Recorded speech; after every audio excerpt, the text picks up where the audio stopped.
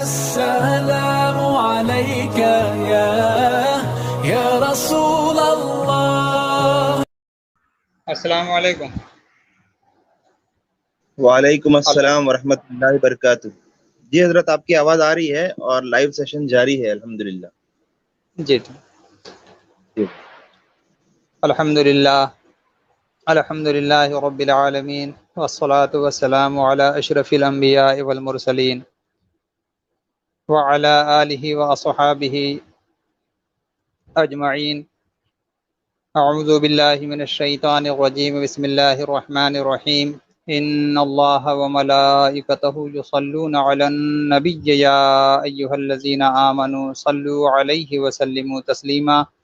درود پاک پڑھیں. اللہم صلی علی سیدنا و مولانا محمد معدن الجود والکرم و آلہ وصحبہ وبارک وسلم. سامعین اعظام، کل جہاں سے گفتگو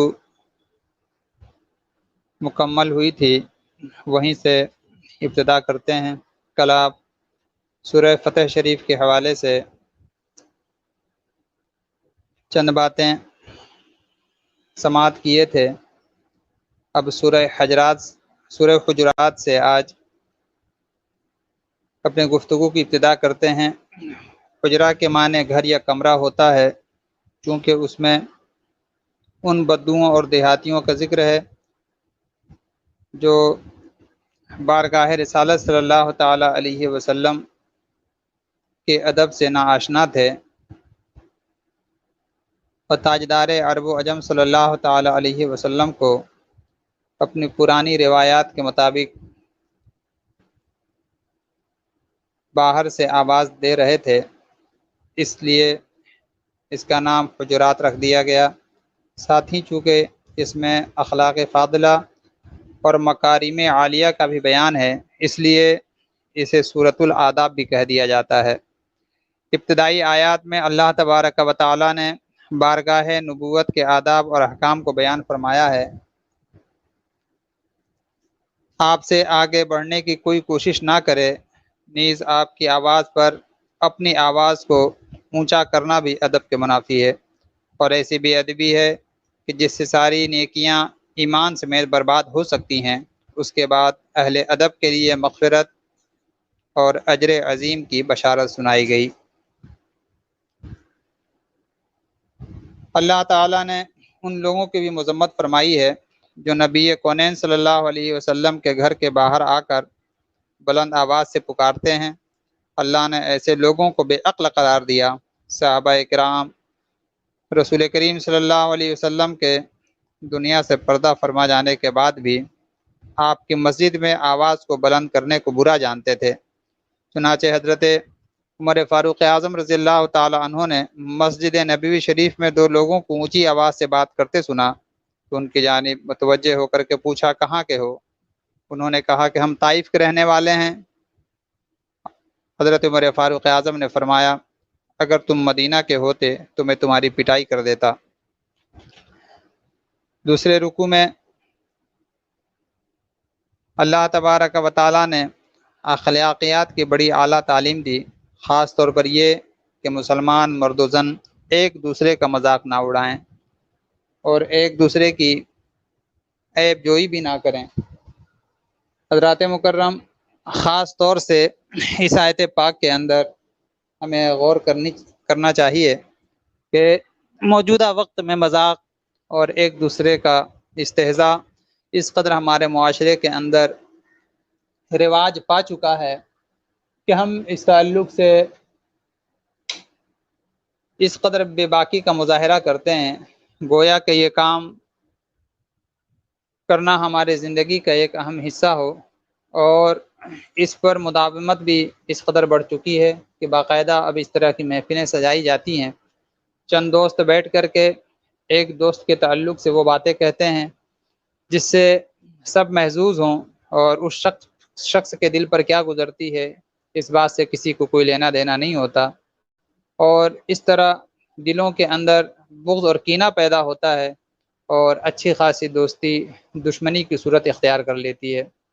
ہمیں ہر کام کے تعلق سے آراستہ اور پیراستہ اسلامی اخلاق و آداب کے تحت کیا گیا ہے، اور ہمیں یہ چاہیے کہ انہی باتوں کو کرنے کی کوشش کریں جو اللہ اور اس کے رسول کی جانب سے اجازت ہے، اور ان باتوں سے بچیں جسے اللہ اور اس کے رسول نے منع فرمایا ہے۔ اس تعلق سے ہم خاص طور سے توجہ کریں تو اللہ تبارک و تعالیٰ نے یہاں پر ایک دوسرے کا مذاق نہ اڑایا جائے اس کا حکم فرمایا، اور ایک دوسرے کی ہم عیب جوئی بھی نہ کریں۔ یہ بھی بہت زیادہ ہے، بلکہ آج کل محفلوں کے اندر جو اہم موضوعات ہوتے ہیں وہ یہی ہوتے ہیں کہ ایک دوسرے کے عیبوں کو بیان کیا جاتا ہے، پھر ایک دوسرے کو برے نام سے بھی نہ پکاریں۔ ایسے الفاظ سے ہم یاد کرتے ہیں جس سے چند لوگ ہنستے ہیں، اور کہنے والا یہ سمجھتا ہے کہ میں بہت بڑا ذوق والا شخص ہوں اور میری باتوں سے لوگ خوش ہوتے ہیں۔ یہ خوبی نہیں ہے، بلکہ یہ بہت برا عیب ہے، اور جس کے اندر بھی عیب ہو اس کو دور کرے اور لوگوں کو اچھے نام سے پکارا جائے۔ بلکہ رحمت عالم صلی اللہ تعالیٰ علیہ وسلم نے بہت سے صحابہ کرام اور ازواج مطہرات کا بھی وہ نام پاک جو بارگاہ رسالت صلی اللہ علیہ وسلم میں اچھے نہیں تھے، پیارے آقا صلی اللہ علیہ وسلم نے اس کو بدل کر کے رکھ دیا۔ ام المومنین حضرت جویریہ رضی اللہ تعالیٰ عنہا کا بھی نام پاک رحمت عالم صلی اللہ علیہ وسلم نے رکھا تھا، جبکہ پہلے آپ کا نام دوسرا تھا۔ اسی طرح سے ایک دوسرے کے پوشیدہ احوال کا بھی ہم سراغ نہ لگائیں۔ اب تو یہ کوشش کرتے ہیں کہ ہم ایک دوسرے کے تعلق سے اس کی خفیہ باتیں کیسے جانیں، اور جان کر کے پھر اس کو چند لوگوں کے درمیان ہم ذلیل اور رسوا کریں۔ ہمیں اس بات سے بھی منع کیا گیا ہے، تو حضرات مکرم ہمیں اس سے بھی پرہیز کرنا چاہیے۔ ایک دوسرے کے بارے میں بدگمانی نہ کریں، اس کا بھی تاکیداً حکم ہے۔ پھر ایک دوسرے کی غیبت نہ کریں۔ غیبت کرنے والا اپنے مرے بھائی کا گوشت کھاتا ہے، کون ہے جو پسند کرے کہ اپنے مرے بھائی کا گوشت وہ کھائے؟ پھر جب یہ تمام جرم اتنے گھناؤنے جرم ہیں تو ہمیں ان سے بچنا ہی اللہ اور اس کے رسول صلی اللہ تعالیٰ علیہ وسلم کی بارگاہ میں سرخروئی کا سبب بنائے گا، تو ہمیں ان سے بچنا ہے۔ یہ بھی بتایا گیا کہ انسانیت کے اصل ایک ہی ہے، یعنی سب آدم و حوا علیہم السلام کی اولاد ہیں، اور قبائل اور برادریاں تفاخر کے لیے نہیں ہیں، تعارف کے لیے ہیں۔ باہمی تعلقات کی خرابی ایک بڑا سبب حسب و نسب اور مال و دولت اور فخر و غرور بھی ہوتا ہے۔ اس لیے اس صورت میں اس کی بھی جڑ کاٹ دی گئی، اور دو ٹوک واضح انداز میں ارشاد ہوا کہ قوم، قبیلہ، ذات پات، رنگ و نسل جیسی غیر اختیاری چیزوں میں سے کوئی چیز بھی انسان کو اللہ کے ہاں مکرم اور محبوب نہیں بناتی ہیں، بلکہ اللہ کے ہاں عزت اور کرامت کا معیار صرف اور صرف تقوی ہے۔ یہیں سے اس صورت کی تکمیل ہوتی ہے اور سورہ قاف کی ابتدا ہوتی ہے۔ اس مکی مختصر صورت میں توحید اور رسالت اور موت کے بعد زندہ ہونے کا عقیدہ اللہ تبارک و تعالی اپنے بندوں کو عطا فرما رہا ہے۔ اس صورت میں ایک بار پھر اللہ تعالیٰ اپنی قدرت کی نشانیوں کا بیان فرماتا ہے۔ آسمانوں کی رفعت، شمس و قمر اور کواکب و نجوم سے اللہ تبارک و تعالیٰ نے کس طرح آسمان کو مزین کیا ہے، اس میں کسی شگاف کا نہ ہونا، زمین کی وسعت اور اس میں بلند اور بالا پہاڑ کو لنگر کی طرح ثابت کرنا، آسمان سے بارش کا برسنا، اور اس طرح طرح طرح کا اناج اور پھل اور پھول اور باغات کا اگانا، مردہ زمین کو زندہ کرنا وغیرہ، یہ اللہ تبارک و تعالیٰ نے اپنی قدرت کی نشانیوں کو ظاہر فرمایا۔ اگلی آیات میں انسان کی مسئولیت کا احساس دلانے کے لیے بتایا گیا اللہ انسان کا خالق ہے، اس کے شہ رگ سے بھی زیادہ قریب ہے، اور ظاہری اعمال تو درکنار، اس کے دل و دماغ میں پیدا ہونے والے وسوسوں اور قلبی واردات کو بھی وہ جانتا ہے۔ جب بندہ یہ جان لے گا اور اس پر یقین کر لے گا کہ اللہ تبارک و تعالی میری شہ رگ سے بھی زیادہ قریب ہے، وہ رگ جس کے کٹ جانے سے انسان کے جسم کا سارا خون بہہ جاتا ہے، اسے شہ رگ کہا جاتا ہے۔ اللہ تبارک و تعالی فرماتا ہے ہم اس سے بھی زیادہ بندوں تمہارے قریب ہیں۔ اب جب بندہ اپنے رب کو اس قدر قریب پاتا ہے، پھر وہ یہ جانتا ہے کہ میرا رب میرے اس قدر قریب ہے، پھر وہ جو بھی گناہ کرتا ہے اتنی تو اسے غیرت اور حیا اور شرم ہونی چاہیے کہ کوئی تو نہیں دیکھ رہا ہے، مگر میرا رب میرے شہرک سے بھی زیادہ میرے قریب ہے، وہ تو مجھے دیکھ رہا ہے۔ لوگوں سے اپنے برائی اور گناہوں کو چھپا سکتے ہیں، رب کائنات سے ہم کیسے چھپا سکتے ہیں؟ جس رب نے ہمیں انسان بنایا، جانور ہونے سے بچا لیا، اللہ تبارک و تعالیٰ سے ہمیں اتنی بھی شرم نہیں ہوتی؟ اس کے احسانات اور اس کے بے پناہ فضل کو ایک جانب توجہ سے دیکھیں اور دوسری جانب اپنی حرکتوں کو دیکھیں۔ اللہ تبارک و تعالیٰ نے اس کے ذریعے فرمایا کہ ہم سے کوئی چیز پوشیدہ نہیں ہے۔ اس کے علاوہ اللہ پاک نے 2 فرشتے مقرر کیے ہیں جو ہمارے اعمال اور اقوال کی نگرانی کرتے رہتے ہیں۔ جو موت آئے گی تو انسان کے نامہ اعمال کو لپیٹ دیا جائے گا اور پھر اسے میدان حشر میں اپنے اعمال کا حساب اور جواب دینا ہوگا۔ توحید باری کائنات، توحید پر کائناتی شواہد اور رسالت پر واقعاتی حقائق سے استدلال کر کے بتایا ہے کہ انبیاء اور رسول کے انکار پر پہلی قوموں کی طرح مشرکین کا مقدر بھی ہلاکت و تباہی ہے۔ اس کے بعد جہنم کا تذکرہ اور اللہ کی قدرت کا بیان ہے۔ 7 آسمان اور زمین جیسی عظیم مخلوقات کو بنا کر بھی وہ نہیں تھکتا تو اللہ پاک انسان کو دوبارہ بنانے سے کیسے تھک سکتا ہے۔ موت و حیات اللہ کے قبضے قدرت میں ہونے کے اعلان کے ساتھ ہی اس بات کی تلقین پر صورت کا اختتام ہوتا ہے کہ اپنے وعظ اور تبلیغ کے بنیاد پر قرآن کریم کو اللہ تبارک و تعالیٰ کے وعدے اور وعیدیں لوگوں کو سنائی جائیں اور لوگوں کو بتایا جائے کہ اللہ تبارک و تعالیٰ نے ان کے تعلق سے کیا ارشاد فرمایا ہے۔ سورہ زاریات کی یہاں سے ابتدا ہوتی ہے۔ ابتدائی آیات میں غبار اڑانے والی ہواؤں، بارش برسانے والے بادلوں، پانی پر تیرنے والی بادبانی کشتیوں اور دنیا کے نظام چلانے والے فرشتوں کی قسمیں کھا کر بتایا گیا کہ مرنے کے بعد کی زندگی برحق ہے۔ پھر منکرین قرآن اور آخرت کی ہٹ درمی اور ان کا بدترین انجام اور ایمان والوں کی صفات فاضلہ اور ان کا انجام خیر مذکور ہے۔ آیت نمبر 15 سے اہل تقوی کے انعام اور اخروی فضل و کرامت کا بیان ہے۔ ان کے اوصاف بیان کیے گئے کہ وہ راتوں کو بہت کم سوتے ہیں اور رات کے پچھلے پہر اٹھ کر اللہ تبارک و تعالیٰ سے مغفرت طلب کرتے ہیں۔ اس کی بڑی شان ہے۔ اس میں خاص طور سے میں عرض کروں گا کہ ہمیں رات کی نمازوں کا اہتمام کرنا چاہیے۔ اللہ اگر فضل فرمائے تو تہجد کی نماز کی ہمیں پابندی کرنی چاہیے، کیونکہ اللہ تبارک و تعالیٰ سے سب سے زیادہ قریب کرنے والی اگر کوئی نماز ہے تو وہ تہجد کی نماز ہے۔ اللہ تبارک و تعالیٰ نے اپنے نعمت کو اور اپنے مال کو یہاں پر ظاہر فرمایا کہ ہم نے جو تمہیں نعمتیں عطا کی ہیں ان میں سائلوں کا بھی حق ہے اور ان کا بھی جو اللہ تبارک و تعالیٰ کے نعمت مال سے محروم ہیں، یعنی کہ غریبوں کو بھی ہم اپنے مال میں شامل کریں۔ روایتوں میں آتا ہے کہ ایک شخص نے حضرت عمر فاروق رضی اللہ تعالیٰ عنہ کا دروازہ لازم پکڑ لیا تھا، رات دن وہیں پڑا رہتا۔ ایک روز اس نے سنا کہ کوئی شخص اس سے کہہ رہا تھا، اے شخص، تو نے حضرت عمر کی طرف ہجرت کی ہے یا اللہ کی طرف؟ یہاں سے اٹھ اور قرآن کی تعلیم حاصل کر، قرآن تجھے عمر کے دروازے سے بے نیاز کر دے گا۔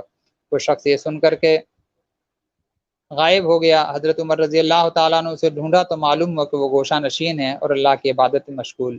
حضرت عمر اس کے پاس تشریف لے جاتے ہیں، فرمانے لگے میں تجھے دیکھنے کا متمنی تھا، آخر تجھے کس چیز نے ہم سے غافل کر دیا؟ اس نے عرض کیا، اے امیر المومنین، قرآن نے مجھے عمر اور آل عمر سے بے نیاز کر دیا۔ حضرت عمر نے فرمایا، تو نے قرآن میں کیا پایا؟ اس نے عرض کیا، قرآن میں نے یہ آیت کریمہ پڑھی، وَفِي السَّمَاءِ رِزْقُكُمْ وَمَا تُوعَدُونَ، اور تمہارا رزق جو تم سے اللہ تبارک و تعالیٰ کا وعدہ ہے وہ ضرور اللہ تبارک و تعالیٰ تمہیں آسمان سے عطا فرمائے گا۔ یہ آیت پڑھ کر میں نے یقین کر لیا کہ میرا رزق تو آسمان میں ہے اور میں زمین میں تلاش کر رہا ہوں۔ حضرت عمر فاروق نے جب اس کی عارفانہ بات سنی تو آپ کی آنکھیں زار و قطار بہنے لگیں۔ آپ نے فرمایا، اے شخص، تو نے بالکل سچ کہا ہے۔ اس کے بعد حضرت عمر فاروق رضی اللہ تعالیٰ عنہ اس کے پاس تشریف لے جاتے تھے اور کچھ دیر ان کے پاس بیٹھ کر کے آ جایا کرتے تھے۔ پھر اس کے بعد حضرت ابراہیم علیہ الصلاۃ والتسلیم کے فرشتوں کی بشری شکل میں آمد اور ان کی طرف سے ضیافت کا اہتمام کا دلچسپ تذکرہ ہے۔ پھر بتایا گیا کہ قادر مطلق کے لیے اولاد عطا فرمانے کے لیے جوانی اور بڑھانے پہ کے عوامل اثر انداز نہیں ہوتے ہیں۔ وہ اپنے قدرت کاملہ سے میاں بیوی کے بڑھاپے اور بانجھ پن کے باوجود اولاد دینے پر کامل قدرت رکھتا ہے۔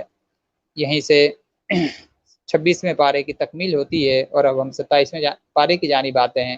اس پارے کے شروع میں اس بات کی مزید وضاحت کی گئی۔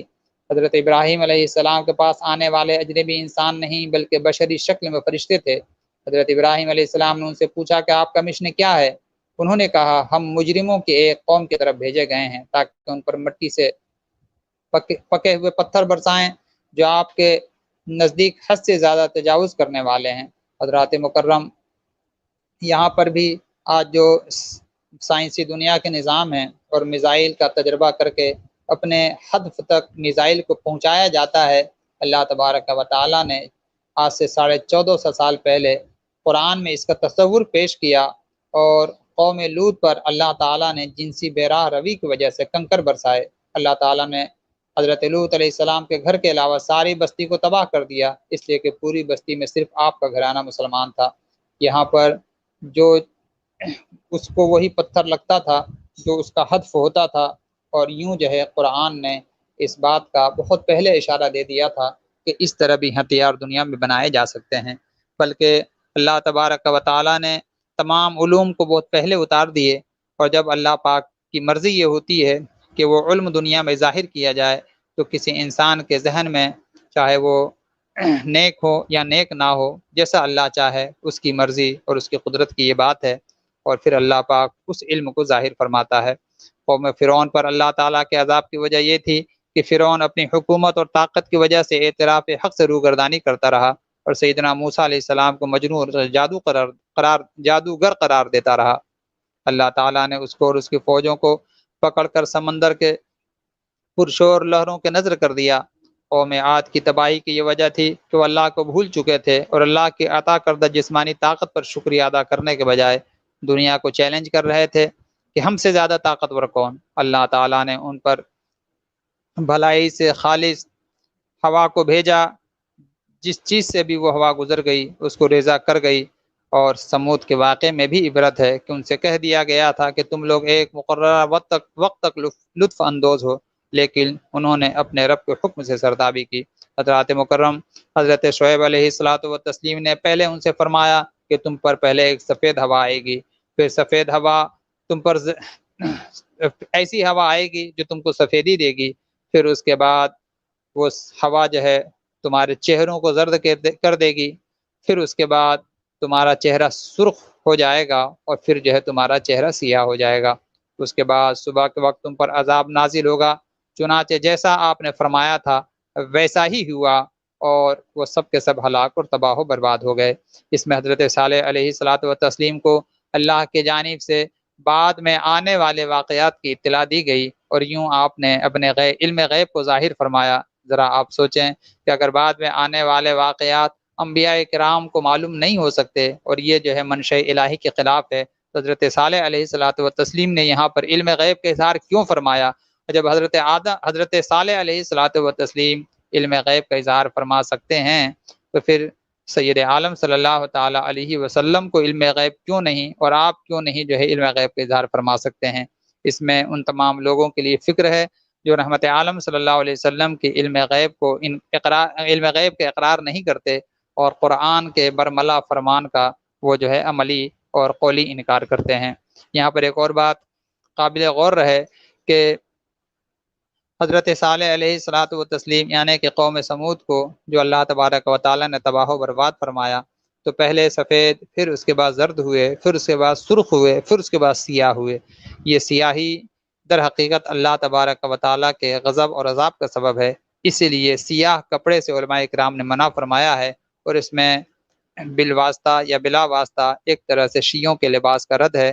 جہنم کی تاریکی بھی سیاہ ہوگی، اور وہ بھی اللہ کے غضب کی جگہ ہے، اور جنت میں نور ہی نور ہوگا، روشنی ہی روشنی اور سفیدی ہی سفیدی ہوگی، اور یہ اللہ تبارک و تعالیٰ کے رحمت کی نشانی ہے۔ اس لیے سیاہی سے بچیں اور سفیدی کی جانب آئیں، جو اہل سنت والجماعت کا طریقہ ہے۔ حضرات مکرم، یہاں سے جو ہے ہم یہ عرض کر رہے تھے کہ اللہ تبارک و تعالیٰ نے حضرت صالح علیہ الصلاۃ والتسلیم کی امت کو جو ہے ہلاک فرما دیا، اور یوں جو ہے وہ سب کے سب تباہ و برباد ہو گئے۔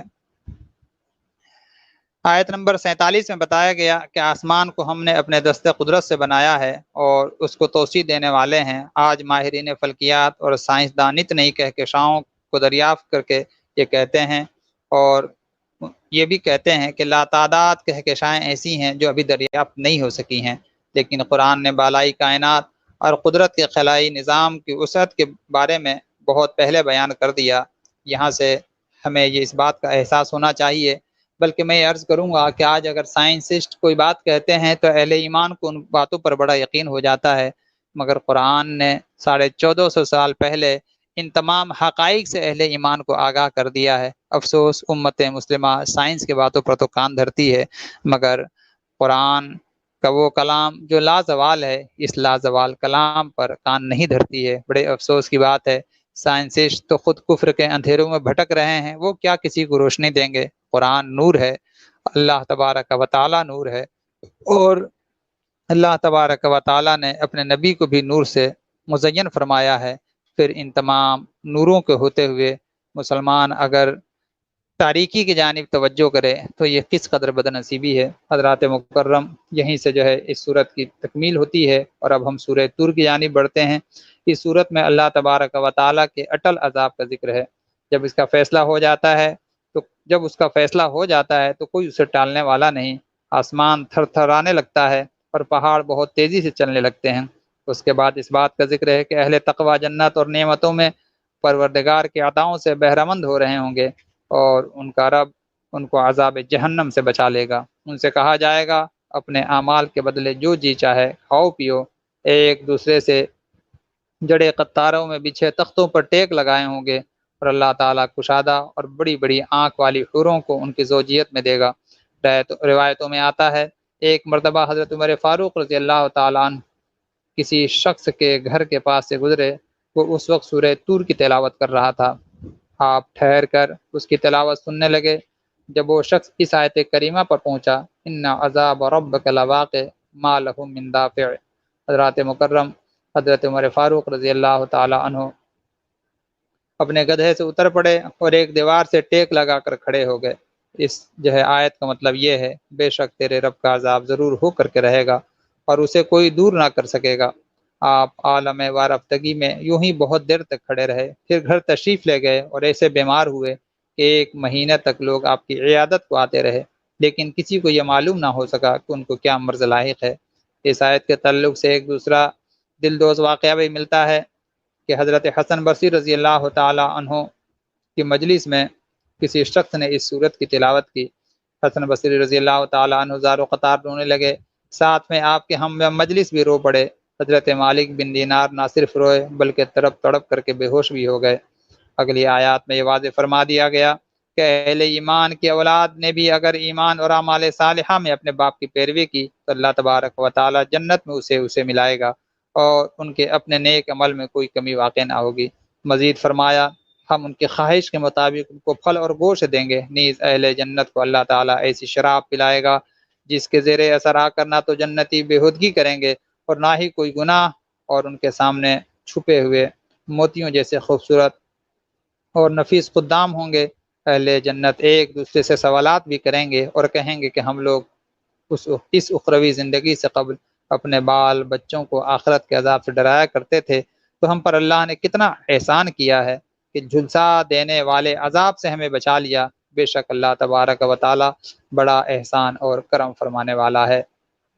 حضرات مکرم، ہم اور آگے بڑھتے ہیں اور اس واقعے سے ہم گفتگو شروع کرتے ہیں کہ حضرت قاسم بن محمد رضی اللہ تعالیٰ عنہ کہتے ہیں کہ زندگی بھر میرا یہ معمول رہا کہ صبح اٹھ کر میں سب سے پہلے حضرت سیدہ عائشہ صدیقہ رضی اللہ تعالیٰ عنہ کی خدمت میں حاضر ہوتا اور انہیں سلام کرتا، اور اس کے بعد اپنے کاموں میں مشغول ہوتا۔ ایک روز حسب معمول کی خدمت میں حاضر ہوا۔ اس وقت آپ چاشت کی نماز پڑھ رہی تھیں اور یہ آیت پڑھ رہی تھیں اور رو رہی تھیں، فمن اللہ علینا وقانا عذاب السموم، تو خدا نے ہم پر بڑا احسان کیا اور ہمیں عذاب دوزخ سے بچا لیا۔ آپ کہتے ہیں کہ میں دیر تک کھڑے رہنے کے باعث تھکن محسوس کرنے لگا، لیکن وہ یوں ہی تسلسل کے ساتھ یہ آیت پڑھ رہی تھیں اور روتی جا رہی تھیں۔ میں نے سوچا پہلے بازار ہو آؤں، پھر بعد میں سلام کر لوں گا۔ چنانچہ بازار گیا، اپنی ضرورت سے فارغ ہوا، پھر واپس آیا، کیا دیکھتا ہوں کہ آپ اسی طرح آیت تلاوت فرما رہی ہیں اور گریہ اور زاری میں مشغول ہیں۔ اسی طرح حضرت امام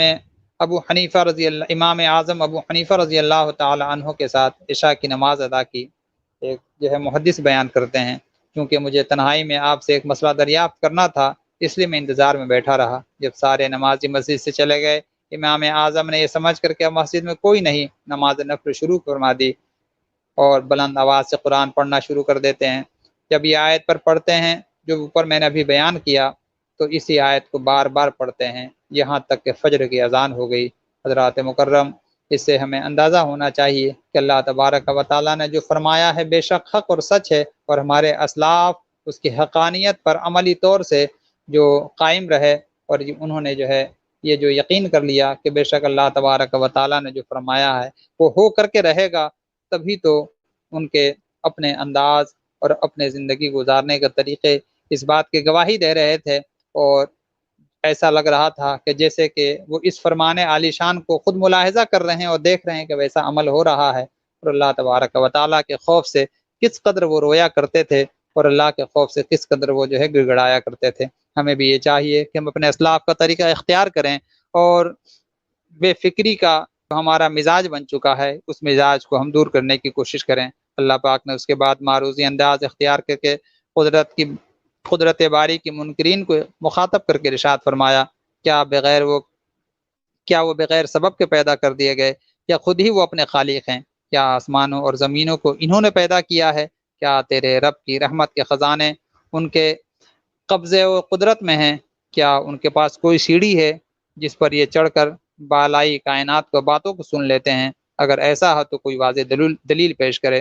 حضرات مکرم، اسی جو ہے گفتگو پر اس صورت کی تکمیل ہوتی ہے، اور اب ہم سورہ نجم کی جانب بڑھتے ہیں۔ اس صورت کی ابتدائی 18 آیات میں رحمت عالم صلی اللہ علیہ وسلم کے سفر معراج کی اس منزل رفعت کا ذکر ہے جس میں انہیں اللہ تعالیٰ کا قرب حاصل ہوا۔ اللہ تعالیٰ نے اپنے مقدس بندے کی طرف جو چاہا وہی فرمایا۔ مصطفیٰ جان رحمت صلی اللہ علیہ وسلم اپنے قلب اطہر کی پوری حضوری اور یقین کے ساتھ اپنے خالق و مالک کے جلووں کو دیکھتے ہیں۔ اللہ تعالیٰ نے بلا ریب و شک میں اللہ تعالیٰ نے ریب و شک مبتلا لوگوں کو فرمایا، کیا تم ان سے اس بار پہ جھگڑ رہے ہو کہ انہوں نے اللہ کو دیکھا؟ انہوں نے تو نور نزول کو، اس جلوے کو بار بار دیکھا، وہاں جنت الماوا ہے، اور آپ اپنے خالق کے جلوے نور کو اس قرار اور انہماک کے ساتھ دیکھ رہے تھے کہ آپ کی نظر نہ کج ہوئی نہ بہکی۔ اس کے بعد اللہ تعالیٰ نے اہل کفر کے اس باطل عقیدے کا پرزور رد فرمایا کہ وہ فرشتوں کو عورتیں قرار دیتے تھے۔ اللہ نے فرمایا جو لوگ آخرت پر ایمان نہیں لاتے وہ فرشتوں کو عورتیں قرار دیتے ہیں، حالانکہ ان کے پاس اس حوالے سے کچھ بھی علم نہیں، وہ لوگ صرف وہی کہتے ہیں جو ان کے وہم اور گمان میں ہوتا ہے۔ اللہ تبارک و تعالیٰ نے فرمایا ان کا گمان انہیں کوئی فائدہ نہ دے گا۔ پھر انسانی زندگی کے ضابطے کو بیان کیا۔ انسان کی محنت اور کوشش ہی اس کی زندگی پر اثر انداز ہوتی ہے، اور ہر شخص اپنے کیے دھرے کا ذمہ دار ہے۔ آخر میں نہایت اختصار کے ساتھ ماضیہ کا تذکرہ کر کے قوموں کے عروج و زوال کا ضابطہ بیان ہوا کہ قوموں کی تباہی میں وسائل سے محرومی یا معیشت کی تنگی نہیں، بلکہ ایمان سے محرومی اور عملی بے راہ روی اور اخلاقی انحطاط سب سے بڑا عوامل ہوا کرتے ہیں۔ حضرات مکرم، موجودہ دور میں بھی امت مسلمہ جس طرح جو ہے بے راہ روی کی شکار ہے، اور اللہ تبارک و تعالیٰ کا غضب وقت کے ایسے لوگوں کو ہم پر مسلط کر دیا گیا ہے جو کہ ظالم حاکم ہیں اور ظالم جو ہے بادشاہ ہیں، اور ہم ان کے زیر نگیں آج زندگی گزارنے پر مجبور ہیں۔ ان کے ظلم اور ان کے جو ہے ستم کے ہاتھوں ہم اس قدر مجبور ہیں کہ آج ہم کچھ کر نہیں سکتے۔ یہاں قرآن نے واضح طور سے فرما دیا کہ جو قوم بے راہ روی کی شکار ہوتی ہے، اللہ تبارک و تعالیٰ اس کو یوں ہی جو ہے دوسروں کے جو ہے بھروسے پر چھوڑ دیتا ہے، اور پھر اللہ تبارک و تعالیٰ اس کی دستگیری نہیں فرماتا ہے۔ اگر ہم چاہتے ہیں کہ ظلم و جبر کے ان جو ہے دائروں سے نکل کر کے اللہ تبارک و تعالیٰ کے فضل سے خوشی خوشی ایمانی زندگی بسر کریں، تو ہم اپنے کردار کو بدلیں، اپنے اخلاق کو بدلیں، اور اللہ اس کے رسول کے حکم کی پیروی کرتے ہوئے ایک مومنانہ شان والی زندگی ہم گزاریں۔ انشاءاللہ تعالی اللہ کے فضل و کرم سے ایک بار پھر اس امت کو اللہ تبارک و تعالی عروج عطا فرمائے گا۔ حضرات مکرم، یہیں سے جو ہے اس صورت کی تکمیل ہوتی ہے، اور ہم سورہ قمر کی جانب جو ہے بڑھتے ہیں۔ اس صورت کی شروع میں اللہ تبارک و تعالی نے فرمایا کہ قیامت قریب آ گئی اور چاند دو ٹکڑے ہو گیا۔ شق قمر سید عالم صلی اللہ تعالی علیہ وسلم کا مشہور معجزہ ہے۔ آپ نے انگلی کے اشارے سے چاند کے دو ٹکڑے کر دیے، لیکن جن کے مقدر میں ہدایت نہ تھی وہ کہاں لوٹنے والے تھے، اس لیے فرمایا گیا کہ اگر یہ کافر کوئی بھی نشانی دیکھ لیں تو رخ پھیر لیں گے اور کہہ دیں گے یہ تو جادو ہے جو پہلے سے چلا آ رہا ہے۔ مشرکین کا کہنا تھا جادو کا اثر آسمان پر نہیں ہوتا، لہٰذا آپ اگر چاند کے 2 ٹکڑے فرما دیں تو ہم آپ کو جادوگر قرار دینے کے بجائے نبی تسلیم کر لیں گے۔ مگر وہ ہجرم قوم اس معجزے کو دیکھ کر بھی ایمان نہیں لائی۔ سید عالم صلی اللہ تعالیٰ علیہ وسلم نے جب یہ جو ہے معجزہ دکھایا تو انہوں نے کہا کہ ان کا جادو تو آسمان پر بھی چل گیا ہے۔ شق القمر کا واقعہ تقریباً 8 سنہ نبوی میں واقع ہوا، حتیٰ کہ انہوں نے چاند کا ایک ٹکڑا کوہ حرا کے ایک جانب اور دوسرا دوسری جانب دیکھا، مگر پھر بھی توفیق ایمان نہ ملی۔ اس واقعے کی صداقت کی عقلی دلیل یہ ہے کہ قرآن نے برملا اس کا دعویٰ کیا، اور اس دور میں کسی نے بھی اس واقعے کی صداقت کو چیلنج نہ کیا، اور قرآن نے اسے علامات قیامت میں سے قرار دے دیا۔ حضرات مکرم، حضور سیدی اعلیٰ حضرت عظیم البرکت نے اسی جانب اشارہ کرتے ہوئے ارشاد فرمایا، چونکہ وہابی اور دیوبندی جو قوم ہے اور اس طرح جتنے بھی گمراہ فرقے ہیں، نبی کونین صلی اللہ تعالیٰ علیہ وسلم کی جانب بے اختیاری کی بات کرتے ہیں، یہاں پر اعلیٰ حضرت عظیم البرکت نے آپ کی شان، آپ کی شوکت اور آپ کے اختیار کو، اور اللہ تبارک و تعالیٰ نے جو آپ کو کمالات عطا فرمائے تھے اس کی جانب اشارہ کرتے ہوئے یوں جو ہے عرضگزار ہوتے ہیں بارگاہ مصطفیٰ صلی اللہ علیہ وسلم میں کہ سورج الٹے پاؤں پلٹے، چاند اشارے سے ہو چاک، اندھے نجدی دیکھ لے قدرت رسول اللہ کی صلی اللہ تعالی علیہ وسلم۔ اس سورہ مبارکہ میں اللہ تبارک و تعالیٰ نے 4 مرتبہ تکرار در تکرار کے ساتھ فرمایا کہ ہم نے قرآن کو نصیحت حاصل کرنے کے لیے آسان کر دیا ہے، تو کوئی ہے جو اس سے نصیحت حاصل کرے۔ قرآن کے آسان ہونے کا مطلب یہ ہے کہ اسے پڑھنا، حفظ کرنا اور اس سے نصیحت حاصل کرنا اور اس پر عمل کرنا بہت آسان ہے۔ آسان ہی کا نتیجہ ہے کہ ایسے دیہاتی بھی قرآن کی تلاوت بسہولت کر لیتے ہیں جو اپنی مادری زبان میں چھوٹا سا کتابچہ بھی نہیں پڑھ سکتے۔ چھوٹے چھوٹے بچے اپنے سینوں میں ساری نزاکتوں اور قواعد کو ملحوظ رکھتے ہوئے قرآن پاک کو یاد کر لیتے ہیں۔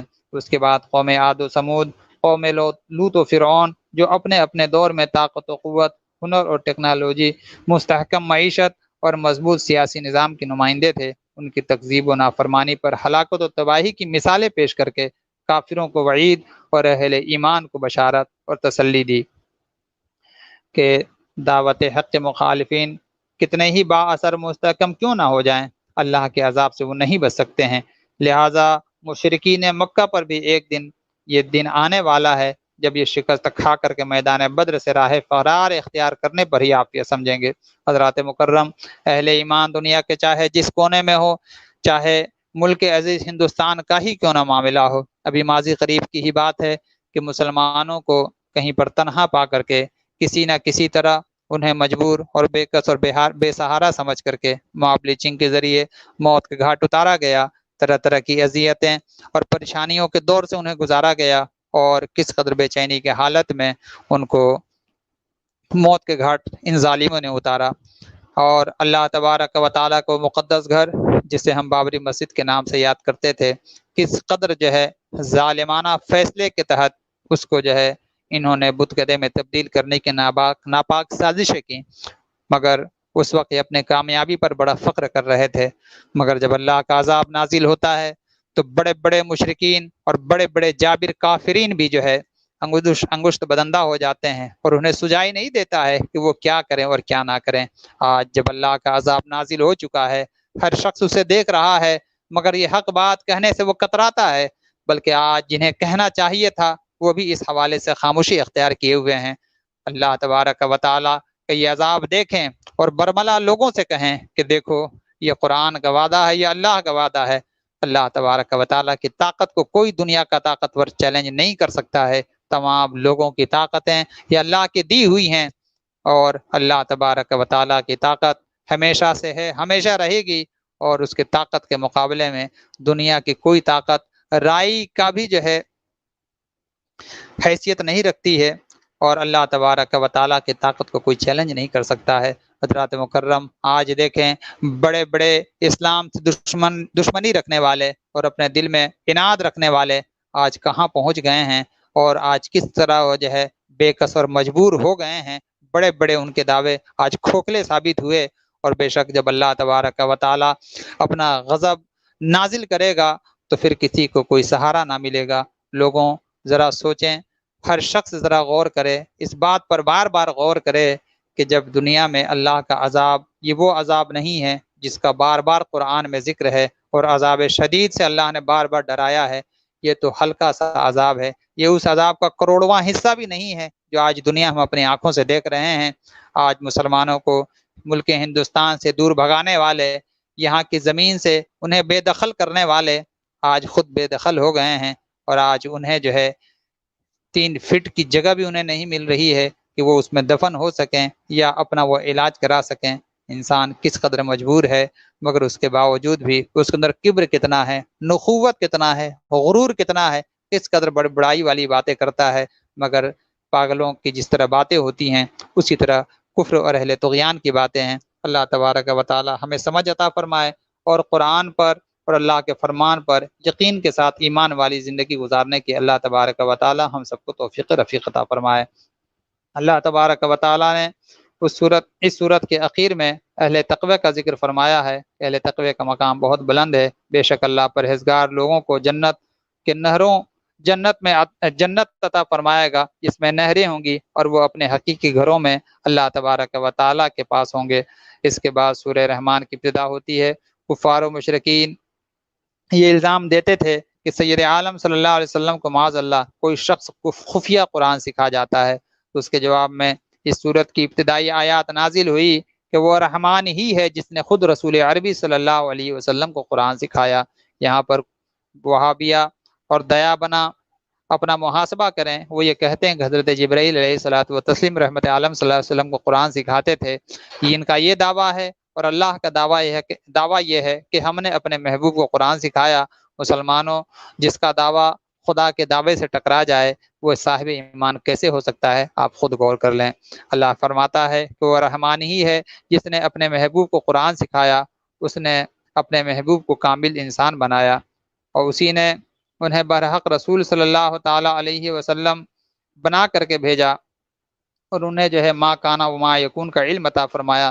اس کے بعد بتایا کہ سورج اور چاند حساب کے ایک نہایت ہی دقیق نظام کے تحت چل رہے ہیں، پودے اور درخت بھی اللہ کے نظام کے پابند ہیں اور اس کے سامنے سجدہ ریز ہیں۔ اسی نے آسمان کو بلند کیا، عدل و انصاف کا مظہر ترازو پیدا کیا، لہذا ناپ تول میں کمی نہیں کرنا چاہیے۔ زمین کو اس انداز میں پیدا کیا کہ تمام مخلوقات اس پر بآسانی زندگی گزار سکیں۔ اس میں پھول خوشا، کھجور، غلے، چارہ اور خوشبودار پھول پیدا کیے۔ ان نعمتوں میں غور کر کے بتاؤ کہ تم اپنے رب کی کون کون سی نعمتوں کا انکار کرو گے۔ ان دنیاوی نعمتوں کے علاوہ اخروی نعمتوں اور عذابوں کا بھی اس میں بیان ہے۔ آگ کہ وہ شعلہ اور دھواں جس میں سانس لینا دوبھر ہو جائے گا، وہ جہنم جس کی ایک چنگاری بھی انسان کو جلا دینے کے لیے کافی ہوگی، وہ کھولتا ہوا پانی جسے دو زخم مجبوراً پئیں گے اور ان کی اتڑیاں کٹ کٹ کر کے گر جائیں گی۔ دوسرے پر اللہ تبارک و تعالیٰ نے ڈرنے والوں کے لیے گنجان ٹہنیوں اور شاخوں والے 2 سرسبز باغات، ان میں بہتے ہوئے چشمے اور ہر قسم کے میوے اور قسم قسم کے اس کے اندر قالین، دبیز ریشموں کے تکیے، اور ان پہ جو ہے بیٹھے ہوئے جنتیوں کا اللہ تبارک و تعالیٰ نے ذکر فرمایا ہے۔ ریشم و کمخاب کے لباس، یاقوت و مرجان کی طرح حسن و جمال اور خوبصورتی کی پہ کر جنتی حوریں جو اپنے شوہر کے علاوہ کسی کی طرف بھی نگاہ اٹھا کر کے بنا دیکھیں گی۔ یہ سب کچھ ذکر کرنے کے بعد اللہ سبحانہ و تعالیٰ نے فرمایا، اور 21 مرتبہ اللہ تبارک و تعالیٰ نے یہاں پر سوالیہ فرمایا، فَبِأَيِّ آلَاءِ رَبِّكُمَا تُكَذِّبَانِ۔ 31 مرتبہ اللہ نے فرمایا ہے کہ تم اپنے رب کی کون کون سی نعمتوں کو جھٹلاؤ گے۔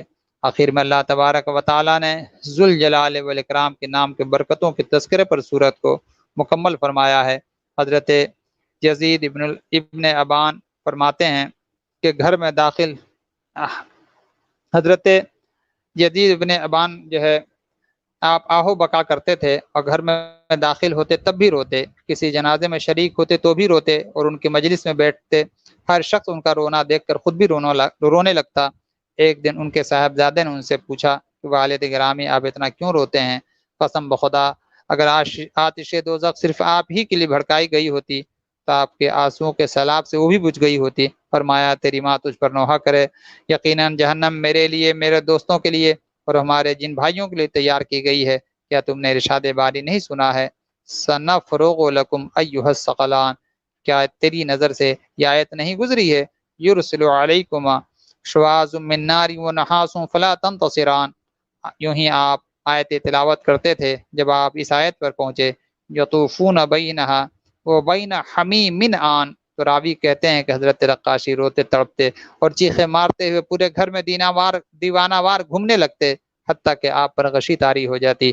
یہ منظر دیکھ کر ماں نے بیٹے سے پوچھا، تم اپنے باپ کا کتنا برا حال کر دیے ہو؟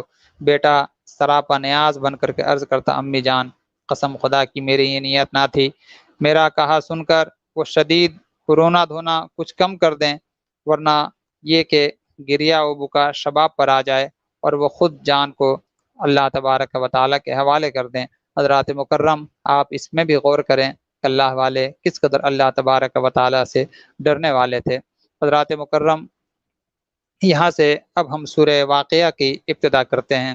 وقت صرف 4 منٹ میرے پاس باقی ہے اور اس پر زیادہ گفتگو ہم نہیں کر پائیں گے، مگر جتنا ہو سکے ہم عرض کر دیتے ہیں کہ سورہ واقعہ بڑی شان والی صورت ہے۔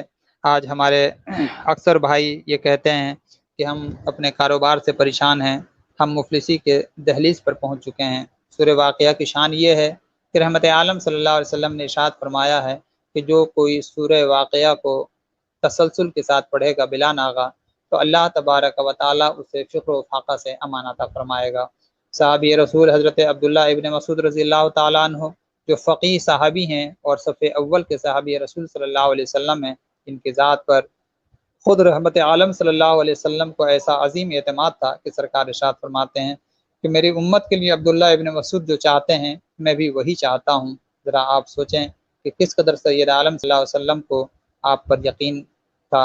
حضرات مکرم، آپ کی جانب یہ منسوب واقعہ ہے کہ جب آپ اس دنیا سے تشریف لے جانے لگے تو آپ کے بچوں کی مفلسی کی جانب توجہ کرتے ہوئے حضرت عثمان غنی رضی اللہ تعالیٰ عنہ آتے ہیں اور دینار کی ایک تھیلی پیش کرتے ہیں اور آپ جو ہے کہتے ہیں کہ اسے آپ رکھ لیجئے۔